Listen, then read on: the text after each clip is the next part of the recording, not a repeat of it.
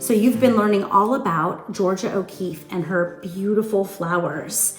And I thought I'd show you a couple of examples and then show you how you can make your own larger than life flowers. So here's one of her beautiful paintings and another beautiful painting of hers. Do you see how huge these are? And these canvases weren't the size of a piece of paper like this. They were ginormous. So when she was painting her paintings, she was really painting some larger than life. And I'm going to show you how we can do that too using mathematics.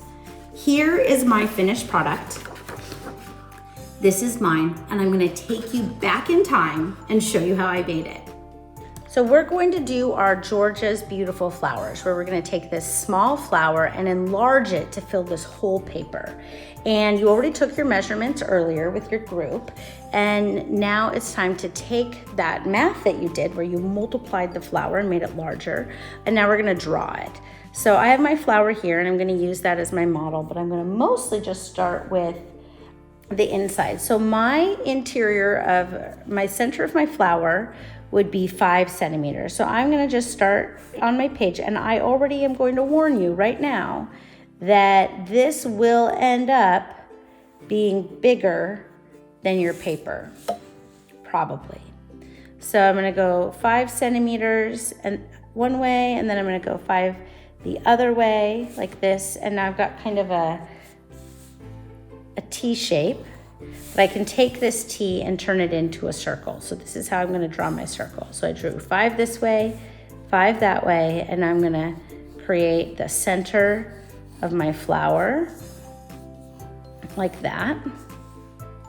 So what I'm going to do is I'm going to use the 4 petals that I measured, and mine would each be 15 centimeters. And I'm going to see how many petals I have. I have 1, 2, 3, 4, 5, 6, 7, 8 to do.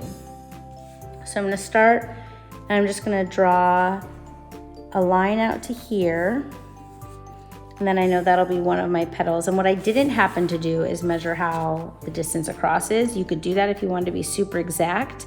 So mine is 1 centimeter for the width of my petal, which means that for these, they would actually be 5 centimeters at the widest point. So you could do that if you want to, or you can eyeball it. So there's my 5 centimeters and my 15 centimeters. So I'm going to use this as my guide and make my petal shape. Now I've got 1, and I'm going to make sure it's symmetrical. So now I'm going to do one going the other way. This time I'll put the 15 here, and this is the 0. So now I know this is 15. And I liked that I had it kind of at the 5 centimeter and the highest at the widest point. So I'll mark that, and that'll help me. That was not on your worksheet.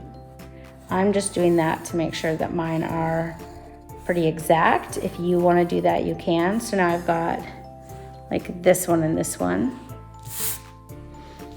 And now I'll just keep going, and I'm going to measure 15 centimeters out for every single petal. And I have to do 7 of them.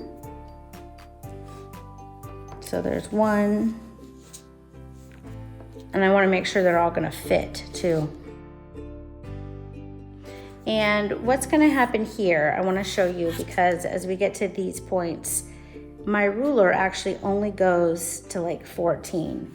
Which means that I have to imagine that this petal, I'm going to do the 5 centimeters here, that this petal is going to go off the paper. Did you see that? So it can't possibly be 15 centimeters because the paper doesn't have enough room for that. Same over here. It only goes to 13. So I'm just going to do my width. And again, that's my choice. You don't have to do width. But if you want to add that extra element, you can. So I have 2 more to do on the top here. Now, one thing I noticed about my flower, and yours may or may not be like this, but mine actually has double petals. Do you see that? So to draw my flower exact as possible, I'm going to actually draw behind it just these double petals. And yours may not have double petals, in which case you don't have to do that. Now, the great thing about this picture is it doesn't have to be exact.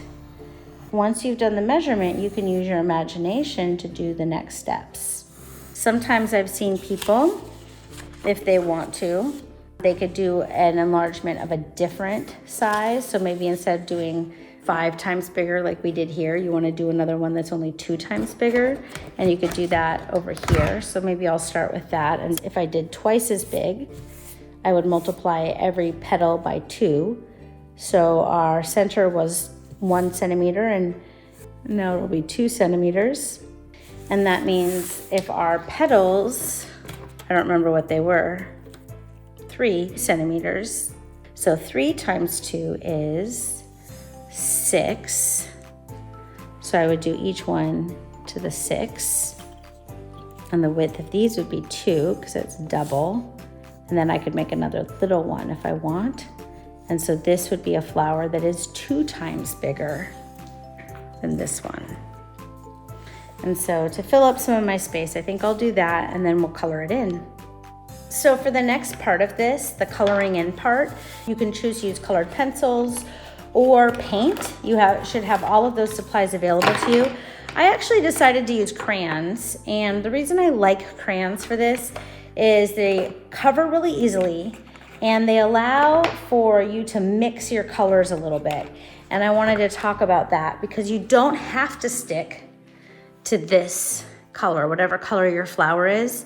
So you can use your imagination and you can make your flower any color you want. So I am going to show you what I would do. So I'm going to start with some yellow, green, and then I'm going to add in some green. And you can see how when you go over it, it like changes the shade a little bit. Now, if you're using crayon, you cannot go over this with pen. So if you think that you want to use Sharpie or something like that, you should do that first. I actually am going to do eraser lines so that it's not so dark around the outside. And then I'm going to do all my petals. And I want to make my flower look really unique. So I'm going to definitely change the colors of my flower. And I'm going to start each flower with like an orange. And it's going to be called, this is an ombre, where the colors change. So it's going to start out orange at the base here. And again, you can't do this with marker. It's hard to do with paint. Pencil works, but I like crayon because crayon can get wider than a pencil. Do you notice here? If you use the edge of the crayon, it'll widen up and it'll make it much easier. So here I've got this effect here where I've done part of the flower but not all. And then I'm going to do a lighter orange over the top of it. And then I'm going to add a little pink, kind of an homage to the original color of the flower. And some red here to finish it off. This is called violet red, so it really looks more pink than red to me. Then I'm going to go over that with this. So this is the ombre effect, and I'm going to do this with all of my petals. And I'm just going to go around and continue around my entire flower until I'm done, and then I'll show you the next steps. There we go. And in this camp this week, we've talked a couple of times about filling in every space. And so for this, we want to do some kind of background. My flower doesn't have any leaves, but I can add a leaf if I want to. And I think for my background, I'm going to do a big, huge leaf off one side. That would fill up a lot of space. And again, this is how I'm doing mine. But if you don't want to do that, you can just do color on the background. And I'll do that for the area up here. So I'm going to keep going.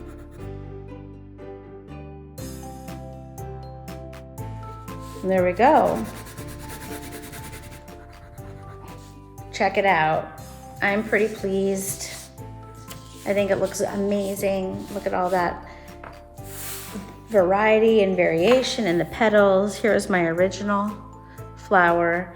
And this is the same flower 5 times bigger.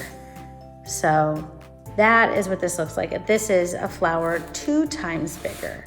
So you can see how quickly numbers grow when you multiply them. So this is our beautiful project inspired by Georgia O'Keeffe's love of flowers. And now you have your own larger than life flower.